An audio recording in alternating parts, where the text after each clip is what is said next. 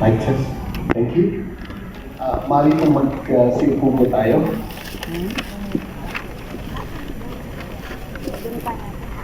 Magandang umaga sa ating lahat. Assalamualaikum warahmatullahi wabarakatuh. Sa ating Labor Attaché, si Labor Attaché Hector Cruz, ang kanyang may bahay, ang ating mga well-off officers, andito ngayon, Polo Aero. Sa unang-unang pagkakataon, gusto ko pong ipakilala at hindi niyo pa siguro kilala ang ating bagong police attaché, si Colonel Belibli. Nandun po. Ayun po. Yan po ang ating bagong police attaché at ang kasama niya si I'm sorry. Nako, nakalimutan ko yung si Master Sergeant Wilson Hermos Severino. Ayun po, tumayo po ako tayo.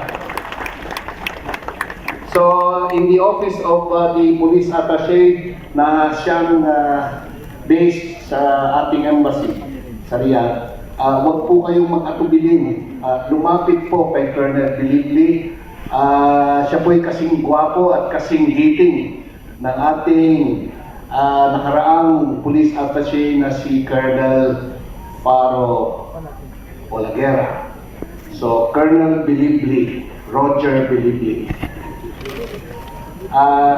Baka makalimutan ko kasi nakalimutan daw kanina yung aking Manila nakabiyak si Madam. Tinatanong ko si Labat Heck kung ano yung Marilag kasi alam niya naman hindi naman ako Tagalog talaga. So pero sabi nila parang yung overall beauty, kumbaga, complete package yung ba tawag doon. Okay. Sa ating Filipino community leaders dito sa Eastern Region, highest respect for all of you for organizing this celebration of our 124th Independence Day. Distinguished guests, our distinguished guests who are right in front, ladies and gentlemen, magandang umaga po muli. I actually have a prepared speech, this time in English, kasi po hindi ko kayang pantayan yung mga nagsalita before me in Tagalog, and masyado po mahirap talaga, and let us accept it that at least for people my age, we are a product of an educational system that encourages all of us to speak in English more than in Tagalog. In fact, if some of you in the audience who is my age, there was a time when you speak one word of Tagalog, you pay 10 centavos. And so, I guess that was the thrust then of our government.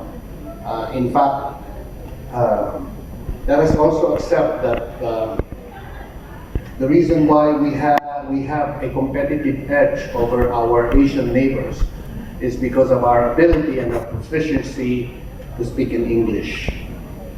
And that competitive advantage, to a large extent, is still true to this day.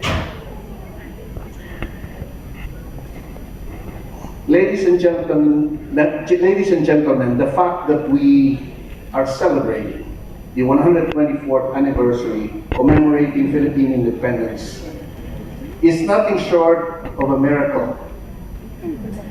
Many of our ancestors shared the sentiment that we were not ready for independence from the Spanish Empire. I say with certainty that we Filipinos deserve the rights and freedoms that we enjoy today. The right to choose our own destiny through suffrage and being led by our own countrymen is a privilege many non-self-governing territories still do not enjoy.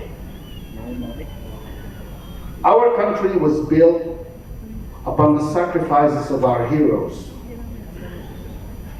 As a Maranao from Lanao del Sur, I proudly say that largely the undocumented struggles of the Bangsamoro against Spain, the United States of America, and Japan were equally important to this nation as the rebellions in Luzon and the Visayas.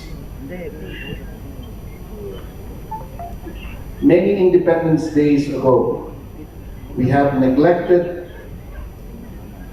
to appreciate and acknowledge the role of our brothers and sisters in Mindanao, particularly the Bangsamoro, in our quest for independence. I am a product of such.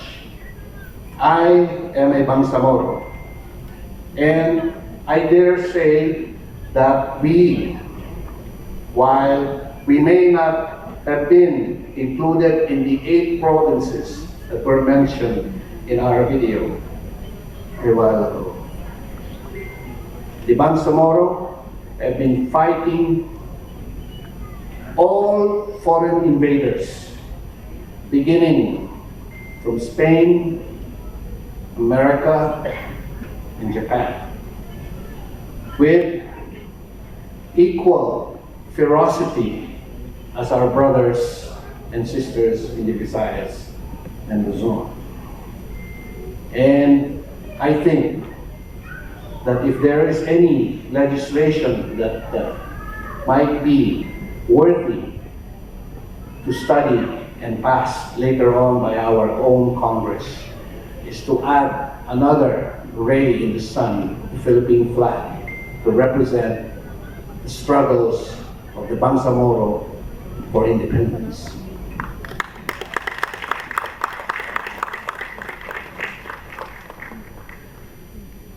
Ladies and gentlemen, I therefore wish to encourage everyone to continue contributing to our nation building through heroic deeds, such as those of our heroes, all from Luzon, Visayas, and of course Mindanao. One does not need to be martyred to become a hero to others. We often fondly say that our OFWs are modern day heroes. It's very apropos because we are also celebrating the 27th Migrants Day. But how exactly does one become a hero? Dear friends, I humbly offer for your consideration some of the ways one can become a hero. First, do one's utmost to leave a legacy that family, friends, and loved ones will be proud of. Nothing is better than a good name. Ladies and gentlemen, that has been proven, that leaving a good name tops everything. Second, become a good citizen of the Republic by fulfilling social responsibilities and abiding by its laws. Third, and certainly not the least, is by being kind to others, irrespective of race, irrespective of gender, irrespective of political views. As you all know, I am nearing the end of my tour of duty here in Saudi Arabia. It's been 4 years and 7 months. Believe me, I still remember the day I first spoke before the eastern community of Saudi Arabia. And I told you, and I will repeat it, that favorite ko po talaga ang ating Filipino community dito sa Eastern region. Wow! Kaya po, kung natatandaan ninyo, at kung meron man akong na-miss ng mga Independence Day, eh pagpaumanhin ninyo, palagay ko yun yung mga panahon ng pandemya. Tayo may mga hinaharap na mahihirap na mga sitwasyon. But I have never wavered in my desire to always be with you in these very important occasions. Kasi po, sabi ko nga sa kanila, paulit-ulit kong sasabihin sa inyo, kayo po yung mga nahulila dito. Ilang beses po natin hinangad magtayo ng consulate dito. And believe me, the President, Rodrigo Duterte, was not negligent in pursuing that goal. In fact, if you will remember way back in 2018, which is actually the second budget or the third budget law passed under the Duterte administration, there was a allotment or appropriation for the establishment of a consulate here in the Eastern region under the General Appropriations Act of 2018. Ibig sabihin, meron na pong pondo. Meron pa pong pondo na nailaan para maitayo natin ang ating konsulado dito. At ready na rin po ang Department of Foreign Affairs in that respect. Ang kinulang lang sa atin kung saan yun po yung ating shortcoming. It's on me. Ang shortcoming ko lang po ay hindi po natin nakumbinsi ang pamahalaang Saudi Arabia upang payagan tayong magtayo ng konsulado rito. Kung yun po ang shortcoming ko, ay ako po yung humihingi sa inyo ng paumanhin at hindi ko po nagawa ito.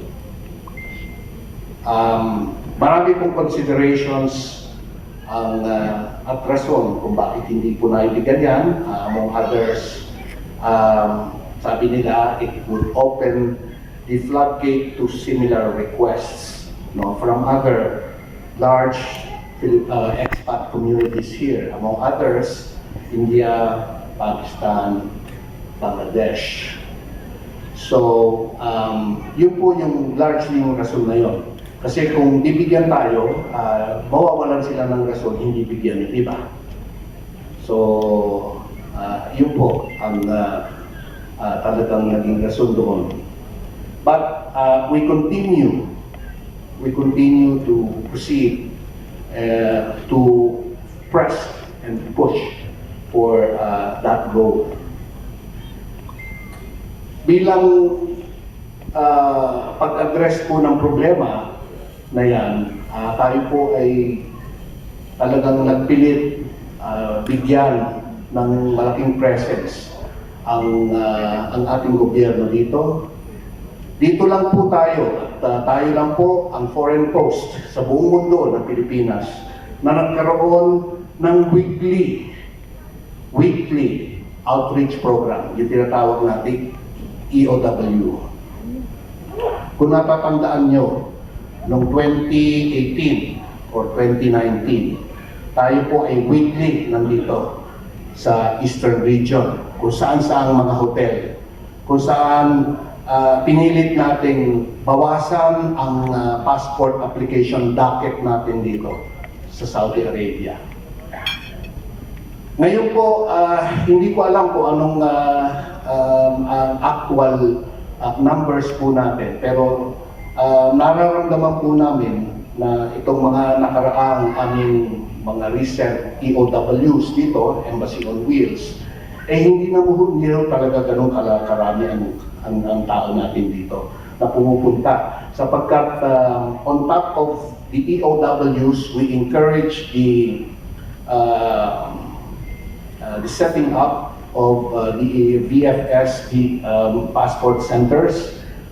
Ito po ay na-conclude sa Manila bilang tugon po doon sa hinaing ng Filipino community sa Eastern Region para nga mabawasan yung docket natin ng passport applications.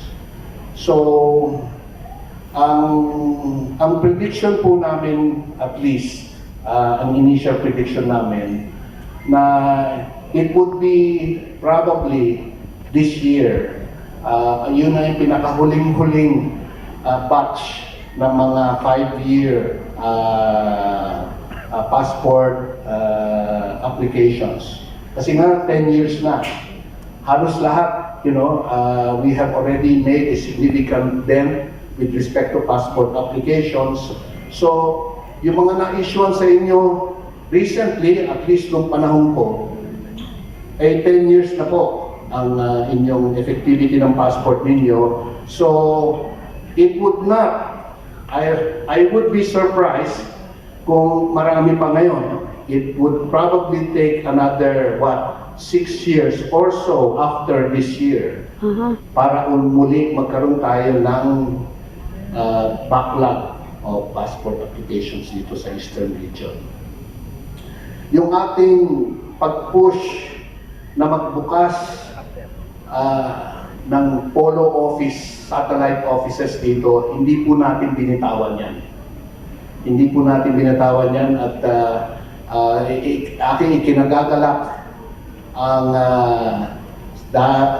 under the leadership of our labor attaché Hector Cruz. We were able to yet again open satellite offices that has made polo services available 3 times a week. 3 times a week po.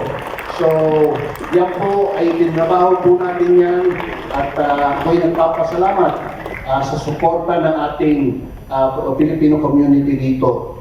Dahil kung hindi din sa inyo, kung hindi din sa inyong inspirasyon, ay hindi namin talaga naipilit yan na kumbinsihin ang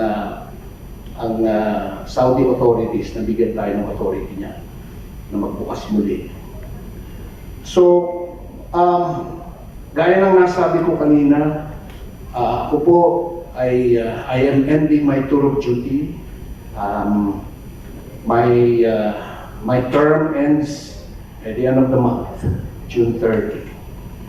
And I just want to tell you that while it is true that there were a lot of hardships and difficulties that came along the way in my work as your ambassador, as your diplomat, as your representative, as your father here in Saudi Arabia,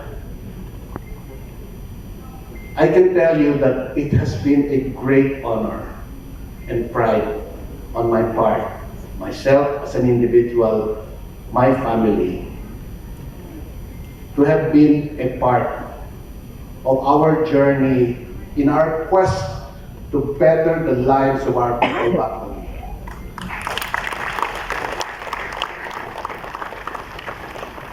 Like you, ako po ay I also like you, I was also someone who was in search of greener pastures that led me to the United States and lived there for 23 years. Like you, I have supported a lot of my relatives for their education, for their hospitalization, for their basic support. Like you, ako din ay nalungkot, nakaramdam ng lungkot at namiss ko po ang bayan natin. And like you, ako po ay may desire din na one day we will come back to our homeland, and whatever we built in the foreign land that we are in, we will be able to return and give back to our country what it has in turn given us, to keep us strong and productive away from the homeland. So, sa ating mga OFWs dito sa Eastern Region, tayo po ay nabigyan ng biyaya ng ating gobyerno, particularly the President Rodrigo Roa Duterte, na sa lahat ng mga pinangako niya para sa OFW, ako po ay proud na nagawa niya po ito lahat. I was an avid campaigner during the 2016 elections. And I was caught on tape noong pong presidential debate sa Amerika where I represented President Duterte. And there were two things that I said doon sa debating yun. And I said, one, there will be an OFW bank. Two, there will be a department exclusive for OFWs. And I'm very glad and proud to say that I have served our people under this president who kept his promises to us OFWs. So, yun po ang iniwanan ng ating Pangulo. At proud na proud po ako dyan. Gusto ko lang din banggitin na perhaps hindi yung sa inyo pa dyan na hindi pa nakakaalam, tayo po ay in-inaugurate po natin yung ating multipurpose building, multipurpose hall sa loob ng ating embahada. At in fact, naglunsad tayo ng Filipino Community Night doon nung nakaraang araw. And hinihikayat ko ang Philcom leaders ng Eastern Region. Hihikayatin ko rin ang Philcom leaders ng Riyadh Region to have only one Philcom night, because meron mo tayong bahay para dyan. I also challenge the Knights of Rizal, a challenge that I have, I think, given you about 3 years ago, just before the pandemic, to hold the celebration of Rizal Day in the embassy, because we already have a venue for it. Hindi na ho natin kailangan mag-isip kung gagawin natin ito sa malamig na panahon o mainit na panahon. Sapagkat kung gusto po lang ka nakapunta sa inyo doon, kahit na ganitong kainit ng panahon sa labas, lalamigin po kayo dun sa loob ng ating bagong multipurpose hall. So I challenge the Knights of Rizal, in the spirit of the campaign mantra of the incoming President, President Bongbong Marcos Jr., of unity, to only have one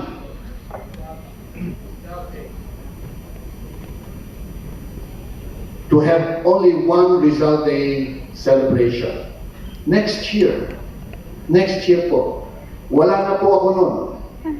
But I would be very happy where I am going to be next year if I hear that all of these celebrations will be celebrated as one at the multipurpose hall of our Philippine Embassy. Sapagkat yun po ang dapat. Yun po ang dapat. dapat po magkaisa tayo, iisa lang po tayo. And if we cannot take upon ourselves to unite for an event, hindi ko po alam kung saan tayo pupulutin. Kahit na sino pa ang maging presidente o sino pa o ano pang klaseng gobyerno ang ginagalawan natin. At least doon po sa pag-celebrate ng ating mga importanteng event, ay sana iisa lang. Sapagkat meron na po tayong pagtatausan nito. Isa yon sa mga rason kung bakit talagang pinush po natin itong construction ng multipurpose hall. So let us begin from the things that we consider important. So, and everything else, believe me, ladies and gentlemen, mga kababayan, everything else will follow. Everything else will follow. So, ganun po.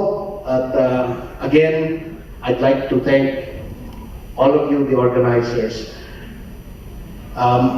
Namimiss po natin si Mrs. Aguilar. Ano po? At I thought that I can meet her for the last time. So I understand wala na siya, no? Nag-exit na. But to all of you, familiar faces, yung principal dito, I will never forget you because this has been the most exciting part of my life. Not to mention, perhaps, the most productive part of my life. I can assure you that I have poured everything. I have worked my heart and soul para sa inyo, para sa ating mga kababayan dito sa Saudi. And I can only say one thing, I am so proud and honored. Maraming salamat. Maraming salamat.